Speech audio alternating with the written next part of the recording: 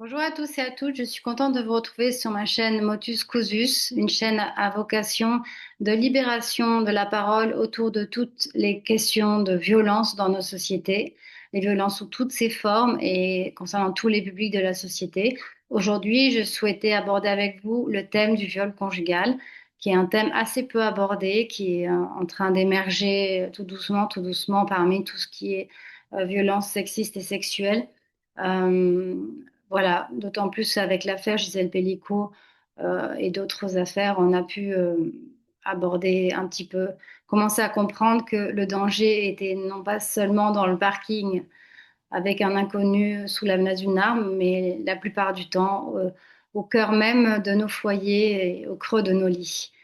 Donc, je voulais aborder cette question-là pour un petit peu éveiller les consciences, puisque c'est assez peu connu. Donc, déjà pour commencer, viol conjugal, c'est quoi? Bah, c'est le viol entre époux, le viol entre concubins, le viol entre pacsés, le viol entre compagnons-compagnes, le viol au sein du couple. Voilà. Donc, déjà, première chose, je voulais vous partager l'intitulé exact sur le plan donc de la loi du 23 décembre 1980 qui définit pour la première fois, 1980, euh, qu'est-ce que c'est que le viol au regard de la loi. Il s'agit de tout acte de pénétration sexuelle, de quelque nature qu'il soit, commis sur la personne d'autrui par violence, contrainte ou surprise. Donc déjà, on voit qu'il n'y a pas que la violence, il y a la contrainte et la surprise également.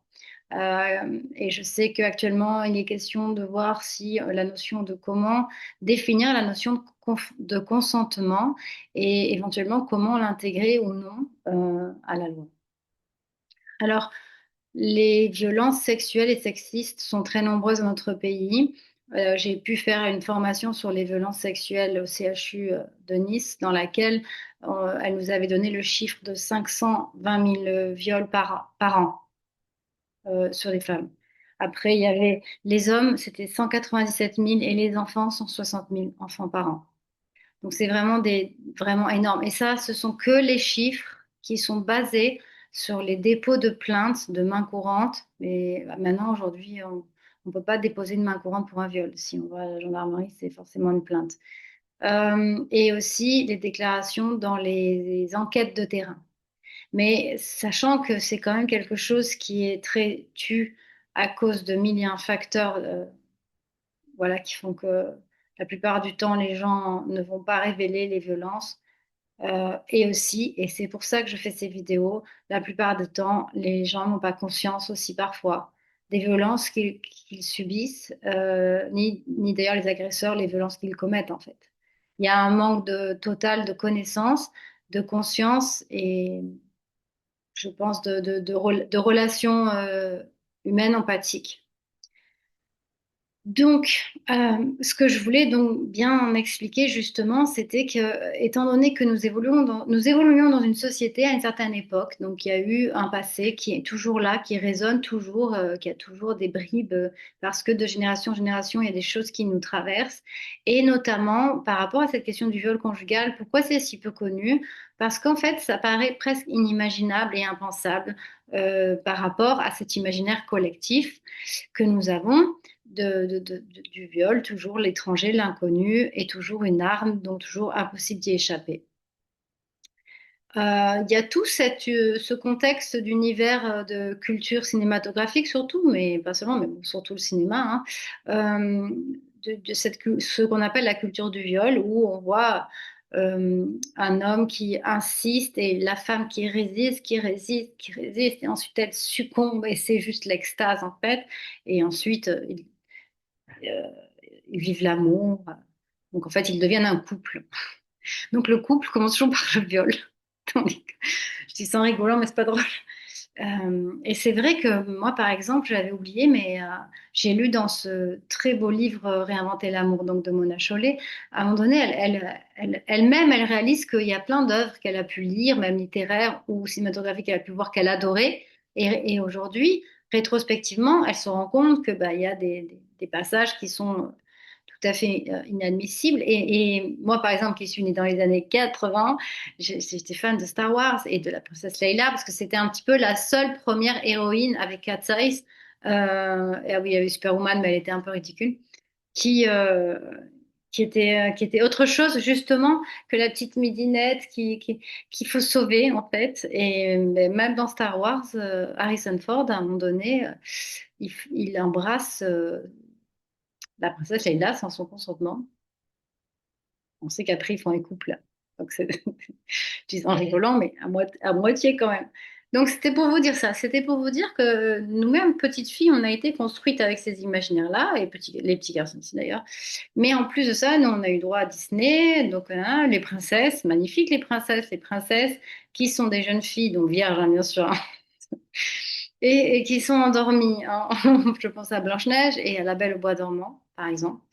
Et qui vont être réveillés par un baiser, le baiser du prince. Donc, forcément, là, il n'y a pas de consentement, hein, il n'y a pas de soumission chimique non plus, puisqu'elles dorment déjà quand ils arrivent.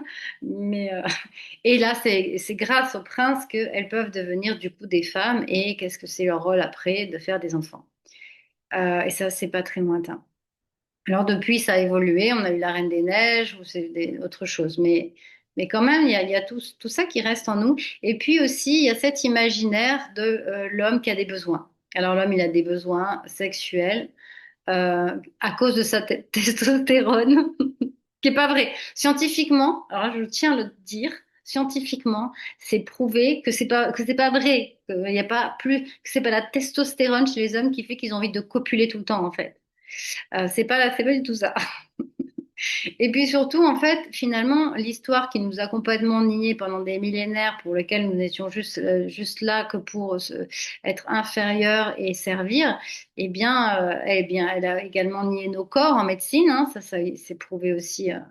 Ben, elle a nié notre propre désir et notre propre oui, le désir féminin, c'est très très tabou parce que le désir féminin, c'est comme la colère féminine. La colère féminine, c'est l'hystérie. Le désir féminin, c'est la je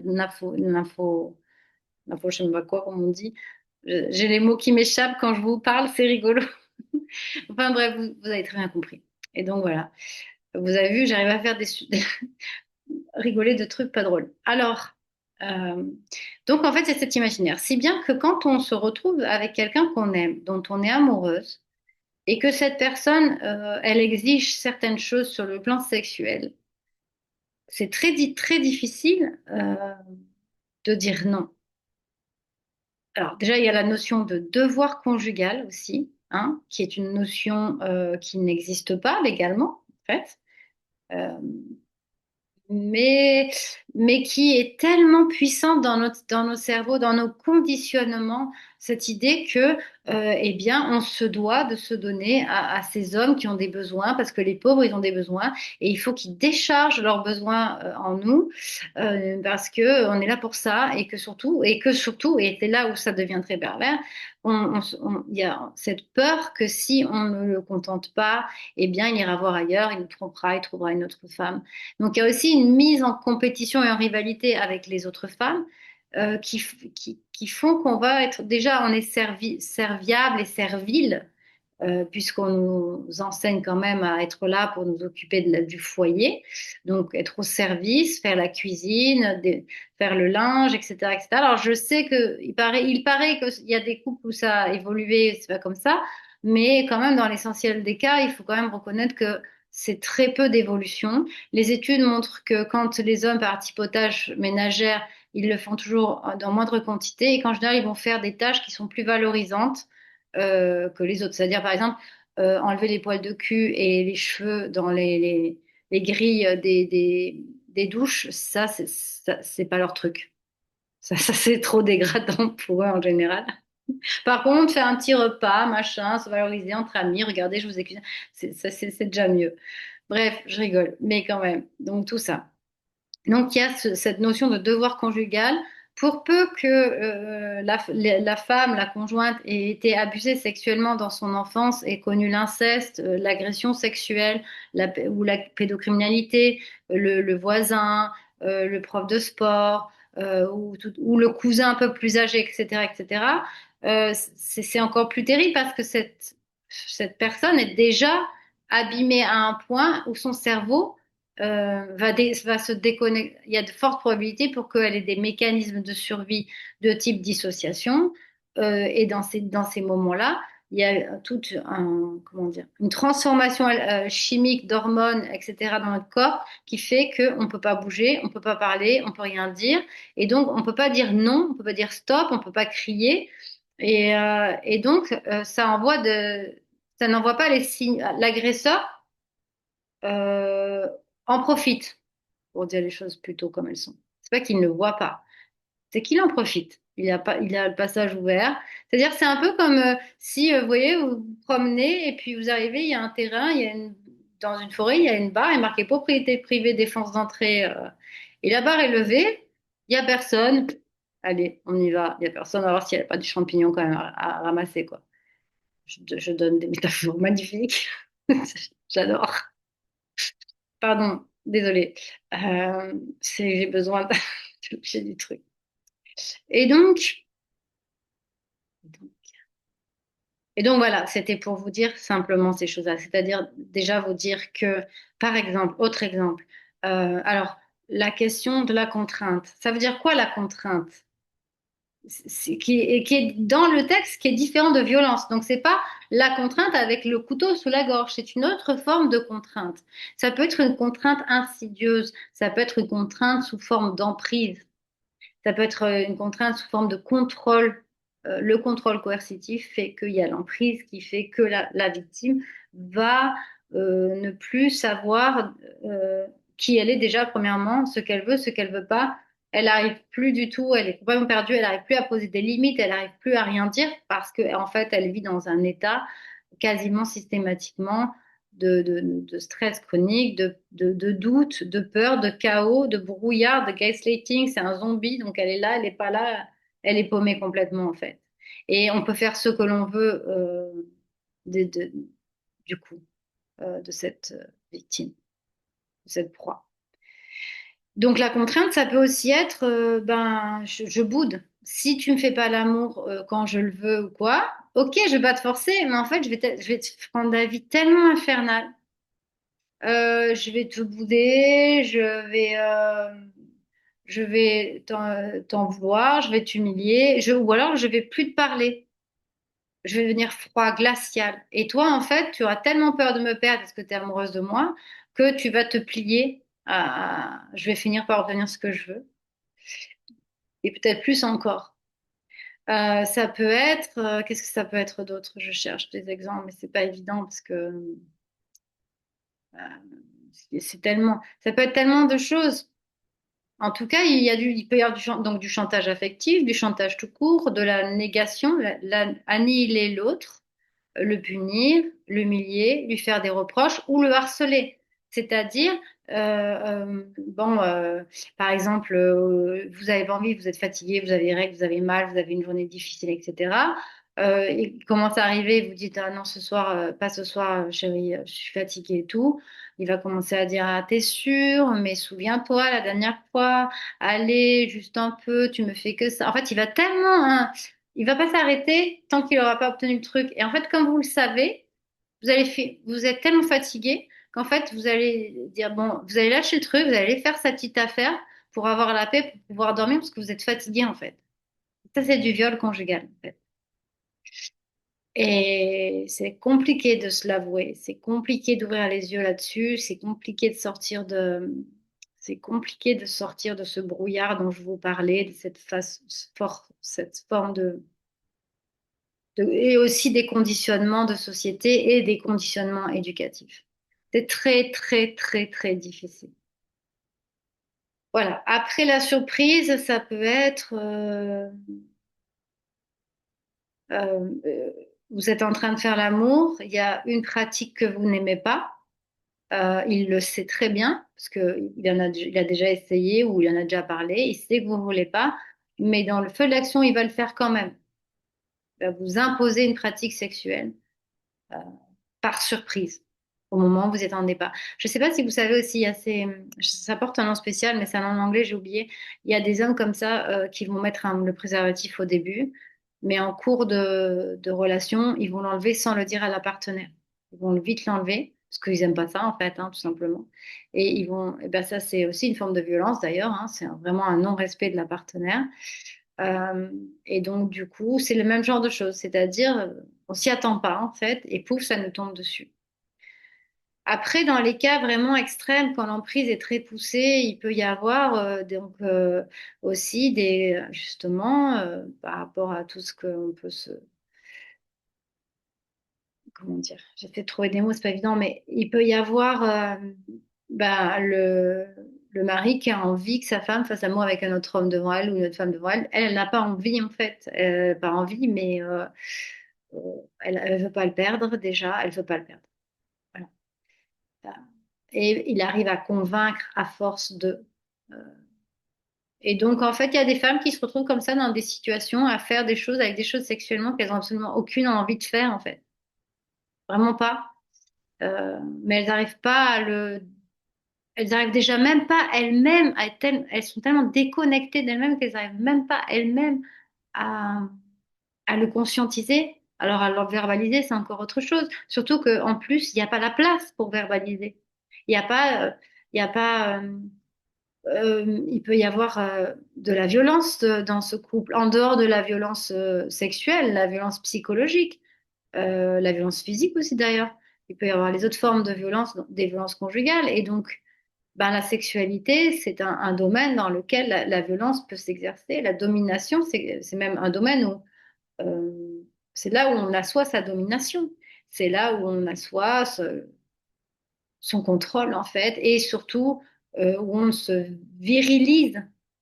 C'est pas mal, c'est-à-dire, on se virilise. L'homme, il est viril dans son rapport, enfin, bien sûr, attention, quand je dis ça, c'est vraiment dans les croyances de construction de genre à extrême, donc je dirais dans les pensées masculinistes, euh, l'homme est un conquérant, il doit conquérir les corps, il doit posséder, il doit euh, collectionner, il ne doit pas aimer, il ne doit pas relationner. Il doit pas être à l'écoute sensible. Il doit pas être dans une relation subtile. Donc, la façon de faire l'amour est sauvage. Donc, la façon de faire l'amour est à sens unique. Il n'y a pas d'échange réel. C'est de la mécanique, c'est du boum boum, c'est je te tamponne, je sais pas, enfin, je dis des trucs parce que c'est du vocabulaire qu'on entend, qu'on les entend dire. Et quand moi j'entends ces mots, ah, c'est horrible. En gros, normalement, c'est les lettres qu'on tamponne. Ah, on va tamponner le timbre. Mais on tamponne pas sa femme, en fait. Normalement, en fait. Parce que, ah, être humain. Bon, ok, il n'est pas construit pareil, mais c'est un être humain quand même. Hein. Derrière, il y a une âme, quoi, derrière. Voilà. C'est ce que je voulais dire. Je voulais parler de ça. C'est très difficile parce que ça concerne énormément de femmes. Et peut-être quelques hommes aussi, mais énormément, énormément de femmes qui se sentent obligées d'avoir des relations sexuelles quand elles en ont absolument pas du tout envie. Euh, Aussi, certains hommes vont avoir des besoins très réguliers, très fréquents. Ils veulent tout le temps, enfin, ils veulent beaucoup, beaucoup, beaucoup, beaucoup. Et ça peut être épuisant. Et parfois, ils ont tellement du mal à jouir parce qu'ils sont tellement pervertis par les trucs porno qu'en fait, c'est fade à côté. Enfin, en tout cas, entre leurs fantasmes et ce qu'ils vivent, enfin, je sais pas ce qu'ils ont dans leur tête, mais du coup, ça dure des heures et c'est chiant l'impression d'être un déversoir, quoi. Et aussi, j'ai oublié de vous préciser des petites choses qu'on ne sait pas parce que c'est des choses que j'ai apprises dans la formation que j'ai pu suivre dans au CHU. C'était que le cunilingus non désiré est un viol. Donc ça, c'est aussi quelque chose. C'est-à-dire que le viol, c'est pas que le pénis qui pénètre le vagin, ou l'anus d'ailleurs, mais non, c'est aussi tous les rapports euh, oraux. euh, et donc le cunilingus en fait partie. C'est-à-dire que c'est quelque chose que ça, j'aurais jamais pensé, par exemple. Voilà. Est-ce que j'ai oublié quelque chose? Bah non, je pense que j'ai fait à peu près le tour. En général, c'est quelque chose, évidemment, les symptômes sont les mêmes, hein. Bien sûr, il y a beaucoup de honte, enfin beaucoup de honte, beaucoup de honte. Et bon, voilà, en général, de toute façon, s'il y a viol conjugal dans un couple, c'est qu'il y a les autres formes de violence, une ou deux autres formes de violence sont présentes aussi, hein, de façon insidieuse. Ça veut dire qu'il y a de la domination. Ça veut dire qu'il y a une... Oui, c'est ça. Alors, je vais vous mettre sous la vidéo les petites références qui pourraient vous aider et éventuellement les organismes, les associations qui œuvrent pour pouvoir être à l'écoute si vous avez besoin de pouvoir en parler à quelqu'un que vous ne connaissez pas et qui ne vous connaît pas. C'est souvent plus facile que d'en parler à des gens qui vous connaissent. Voilà, n'hésitez pas à liker cette vidéo. Ça me permettra de savoir si vous trouvez que ça a du sens de la faire, de faire ces vidéos-là, si ça vous a apporté quelque chose, je l'espère en tous les cas. Et je vous embrasse.